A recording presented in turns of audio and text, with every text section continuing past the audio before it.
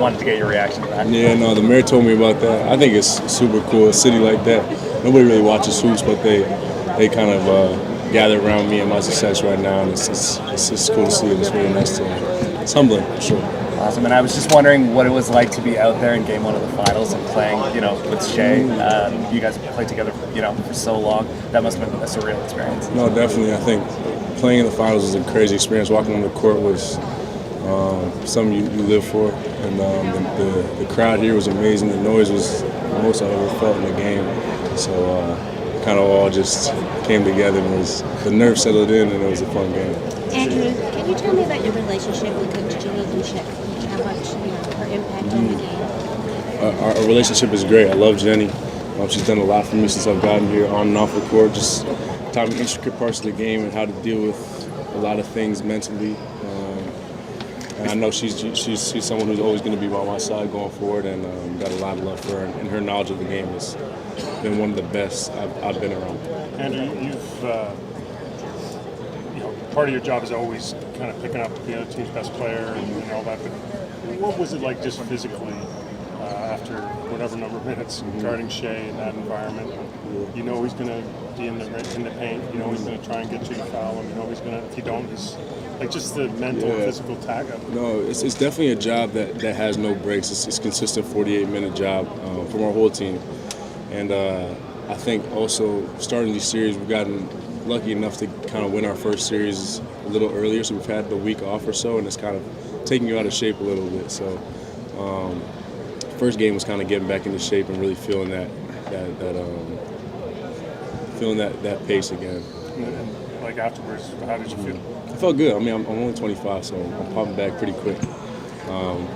Getting the right stuff in my body and understanding how to pop back in the right place. How was your defense? This is for Dominican Republic. What do you remember playing alongside Chris Duarte? Chris was here when I was a rookie. He was someone who has helped me get into the league, and I thought he had a lot of kind of things to kind of teach me as being a second-year guy and just going through what I went through my first year. So a lot of good things coming from me in terms of Chris. I remember one of your breakthrough moments was a three-pointer you hit against the Lakers. Now it seems like you get as much attention for the defensive work you put in.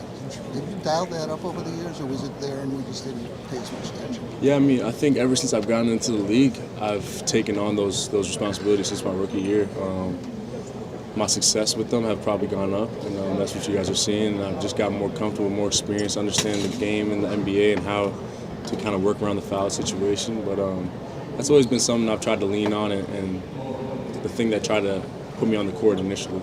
Ben was here saying there's not just offensive basketball IQ, there's defensive basketball IQ. How do you look at that? I think it's a feel thing. I think it's understanding tendencies, what guys like to do, and then what we're trying to accomplish as a team and being in the right spots early. And then also just figuring out on the fly when things don't go well in emergency situations. How was your defense able to reduce Oklahoma City's ball movement in Game 1, and just how important is that for you guys to stay ahead of the series? Say that one more time. How did your defense as a team reduce Oklahoma City's ball movement in Game 1, and just how important is that for the rest of the series? I'm not sure whether it did that or not.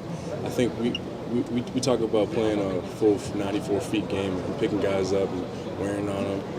Being physical, being pests out there, and I think that was something for them to adjust. Yeah, normally you and Andrew had that moment. Sorry, you and Shea had that moment. I guess third quarter, fourth quarter, kind of shoved each other basically. What was that all about? Just competition, getting a little physical.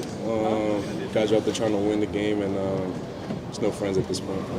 Yeah. You've had a few moments where you kind of stepped up to guys in quarters last year. What are people missing about you? Because you don't come across that way. I think I'm just out there to compete now. I'm willing to do what it takes to get it done, and I'm not too worried about making friends out there. So whatever happens in that sense. What did you guys tell to each other because of the turnovers in the first half? That's normally something that you do to your opponent. Now it's you that had all the turnovers. How are you coping with that? We knew that was going to be a point of emphasis, and it was ridiculous how many times we turned the ball over in the first half. We felt like we were a little rushed and kind of playing into the nerves of the moment, but we did a good job of settling that down in the second half, and that's going to be something we focus on going forward. What was the biggest difference in turnovers for you guys in the first and in the second half, besides the numbers, obviously? Yeah, they did a great job with their hands, just on rebounds. On after you get past the player, they're going to come from behind and keep swiping. They got a lot of handsy defenders, so just being ball tough, strong with it, and not rushing. Drew, did that combo of dribble moves on your late three come to you in the moment? Was that a prepped thing? How did that come together for you? No, it definitely just came in the moment. Just definitely not trying to over predict things in the game, and just trying to feel it out. And that's what I fell into. Coach The difference Carlisle on the gives y'all fans so from much OKC freedom. and New York Knicks, the difference on the intensity Say it again. in the fans, the difference of intensity between New York Knicks and OKC.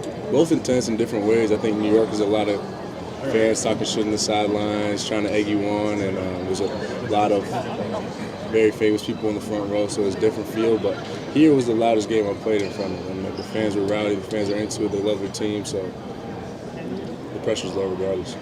Coach Carlisle gives y'all so much freedom on the offense. How does that bring you Why do y'all love that? It's great for us because we get to learn off of each other, feel each other out in the process, and then he also gives playmakers freedom to do what they feel is right in the moment. And I think that makes us unpredictable, and it gives ourselves confidence because we're all playing to our strengths.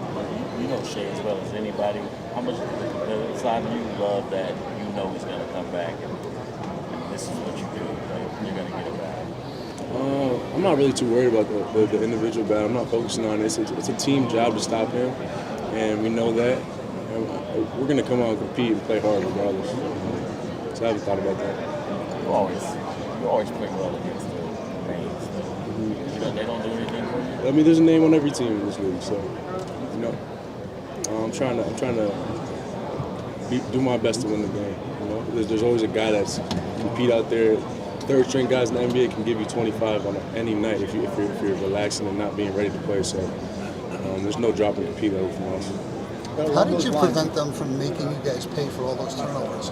For 20 turnovers and a half, they didn't rack up a bunch of points off that. I mean, I think the way the ball was turned over, some of them were just like rebound, quick turnovers. So it wasn't really like we had the possession really in the first place. So one more. That half, figuring out that they didn't have as many points off turnovers was a good thing, but something you don't want to lean on, for sure. You had 38 for Shea, but on 30 shot attempts, like high usage, kind of lower pass out. What did you guys think of the defensive process you had on him when you went and revisited it? I think it was solid. I think we looked at the film. There's a lot of things we could fix and get better at, and